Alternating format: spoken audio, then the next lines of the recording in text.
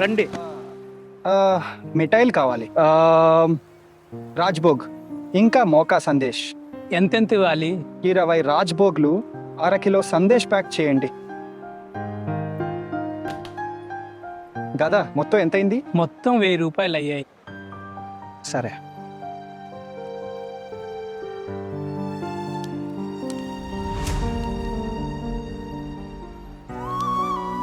ఇప్పుడే నేను డబ్బులు తీసాను. తీసుకోండి.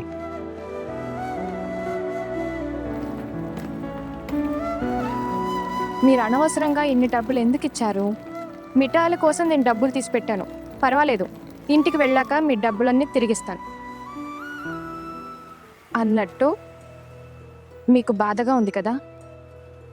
నా ఉద్దేశం నేను వెళ్ళిపోతున్నానని కాదు, నా మీద ఇలాంటి ఆరోపణలు వస్తున్నాయని. ఇంకోసారి మీతో మళ్ళీ ఇలాంటి తప్పు జరగదు. ఇంకోసారి అంటే? ఇంకోసారి మీకు మళ్ళీ పెళ్ళైనప్పుడు అప్పుడు మీ ఇంట్లో వాళ్ళ ఇష్ట ప్రకారమే చేసుకోండి. చూశారు కదా, ఇది మీ ఇష్టంతో చేసుకున్న పెళ్లి ఫలితం. తెలుస్తుంది.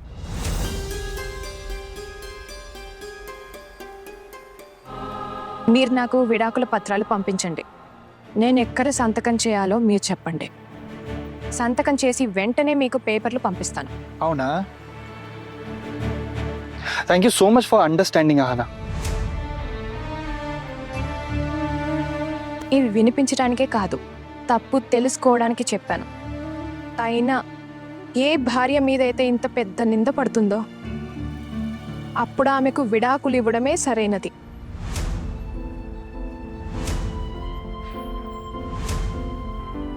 అయినా ఈ రోజుల్లో ఒక్క రోజులోనే విడాకులు అయిపోతాయి. ఇది కూడా మీకు అనుభవమే? అవును, ఈ నింద కూడా వేయండి. వర్షం ఆగిపోయింది, మళ్ళీ మొదలయ్యేలోపు మీ ఇంటికి వెళ్దాం. పద వెళ్దాం. ఇక వచ్చేసా. ఎక్కడి నుంచి వచ్చానో అక్కడికే మళ్ళీ తిరిగి వచ్చేసాను. మంచిదే. ఇకపై అయినా అమ్మతోనే ఉండిపోవచ్చు. అమ్మను వదిలి ఉండడం నాకు చాలా కష్టంగా ఉండేది. అమ్మకెప్పుడు నా పెళ్లి గురించి చాలా చింతగా ఉండేది. అనేది చుట్టుపక్కల వాళ్ళందరూ ఏమనుకుంటారు అని. నేను లేకపోతే నిన్నెవరు చూస్తారు? పెద్దనాన్న పెద్దమ్మ రోజు మాటలతో వేధించేవారు. నీకు పెళ్లి కాకపోతే నీకు తిండి కూడా పెట్టము అని అనేవారు. అందుకే మా అమ్మ నా పెళ్లి ఇంత తొందరగా చేసేసింది. తన కూతుర్ని దూరం చేయాలని ఏ తల్లి కోరుకుంటుంది చెప్పు? మంచిదే అయింది. ఇప్పుడు నేను అమ్మతో కలిసి ఉండగలను. ఇక ముందు జీవితాన్ని నేను అమ్మ పోరాడి గడిపేస్తాం. నీ మాటలు ఎలా ఉన్నాయంటే నీకు స్వేచ్ఛ దొరుకుతున్నట్టుగా ఉంది.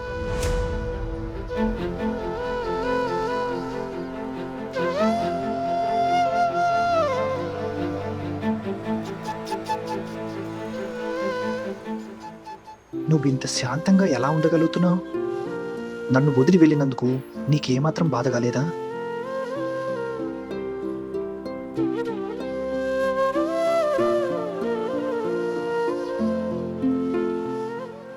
నా బాధను మీకు వివరించగలిగితే బాగుండేది, కానీ నేను నిస్సహాయరాల్ని. నా ఆత్మగౌరవం ముందు ఓడిపోయాను. ఒక స్త్రీ ఆత్మగౌరవం ముందు. నాకు ఈ భిక్ష అవసరం లేదు. మీ కుటుంబ సభ్యుల ఇష్ట ప్రకారం పెళ్లి చేసుకోండి, సంతోషంగా ఉండండి. నేను కోరుకునేది ఇదే. నాలోనే ఏదో లోపం ఉండి ఉంటుంది, అందుకే మీకు తోడుగా ఉండలేకపోయాను.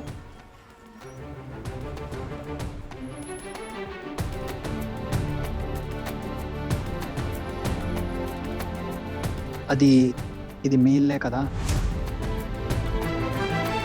రండి.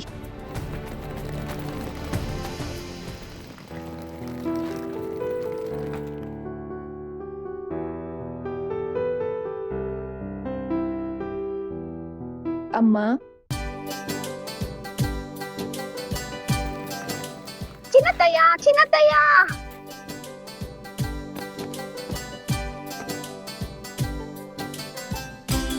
లిల్లీ ట్రులీ, ఎలా ఉన్నారు మీరిద్దరు? చాలా బాగున్నాం చిన్నత్త. ఇదిగో ఇది మీ ఇద్దరి కోసం వెళ్ళండి. నాకు తెలుసు బాబు నువ్వు వస్తావని. నువ్వు ఆహ్వానాన్ని తీసుకుని అష్టమంగళ పూజ కోసం తప్పకుండా వస్తావని నా మనసు చెప్తుంది. నాకు పూర్తి నమ్మకం ఉంది. మీ ఇంట్లో వాళ్ళు ఏమన్నా సరే, కానీ వాళ్ళ మనసు చాలా మంచిది. మిమ్మల్ని ఇద్దరిని అష్టమంగళ పూజ కోసం తప్పకుండా రాణిస్తారు. చూసావా మీ అత్తగారు ఎంత మంచివారు.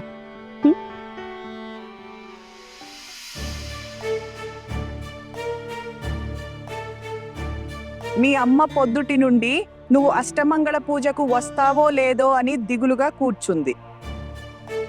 అయినా పెద్దమ్మ దిగులుగా ఉండ, కాలు చేతులు చకచక పనిచేస్తున్నాయి కూడా. మీ ఇద్దరి కోసం ఎన్ని రకాలు చేసిందో తెలుసా? సరే మీరిద్దరు వచ్చారు కదా, ఇక వదిన రావాల్సిందే కదా. అత్తవారింటి అనుమతితోనే వచ్చావు కదా.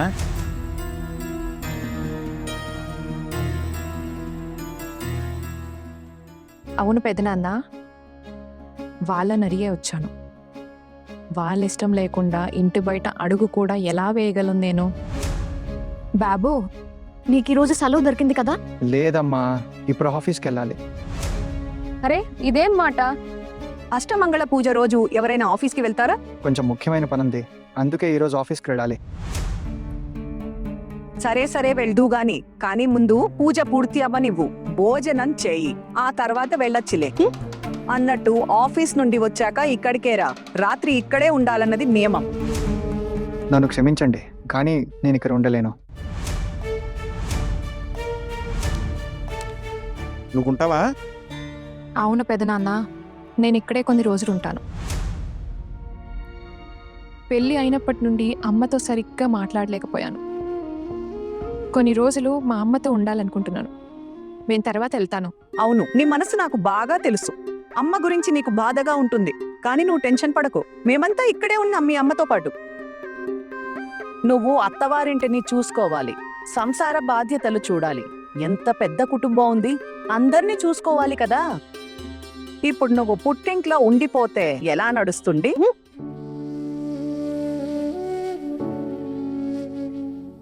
మీరు ఈ విషయంలో చింతించకండి పెద్దమ్మ. ఇక ముందు మీరు దీని గురించి చింతించాల్సిన అవసరం ఉండదు. అంటే ఏం చెప్పాలనుకుంటున్నావు నువ్వు? ఏమీ లేదు పెద్దమ్మ. అయినా ఆహానా, పెళ్లి తర్వాత నీ నడక తీరు అంతా మారిపోయాయి. నీ మాటలు ఎప్పుడు అలాగే ఉండేవి. ఇప్పుడు రూపం కూడా కొంచెం మెరుగైంది. అత్తవారింట్లో నిన్ను బాగా చూసుకుంటున్నట్టున్నారు. అవును వదినా, నన్ను బాగా చూసుకుంటున్నారు. ఇది విని నా మనసు నిండిపోయింది. బాబు ఇది మీ కుటుంబ సభ్యులతో బాగానే కలిసిపోతోంది కదా. దీనివల్ల ఏదైనా తప్పు జరిగితే నాకు చెప్పు. లేదు లేదు, అంతా బాగుంది. అమ్మా, ఇంకా ఇలాగే నిలబెడతావా?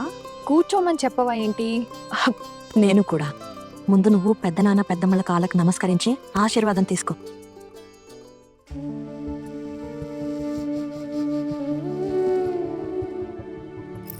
పెద్దనాన్న, చాలు చాలు, ఎప్పుడు సుఖంగా ఉండు. సరే సరే, సంతోషంగా ఉండు.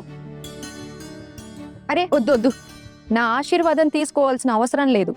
అయినా పెద్ద ఇంటి కోడలివి అయ్యావు కదా, ఇక నా ఆశీర్వాదం నీకెందుకు? పెద్ద ఇంటి కోడళ్ళైతే ఏమైంది? నేను మిమ్మల్ని పెద్దనాన్న పెద్దమ్మని మర్చిపోలేను కదా. ప్రణామం చేసే వాళ్ళ ఆశీర్వాదమే నాకు కావాలి. మీ ఆశీర్వాదమే నాకు చాలా ముఖ్యం. నా నుండి ఈ హక్కును లాక్కోకండి వదినా.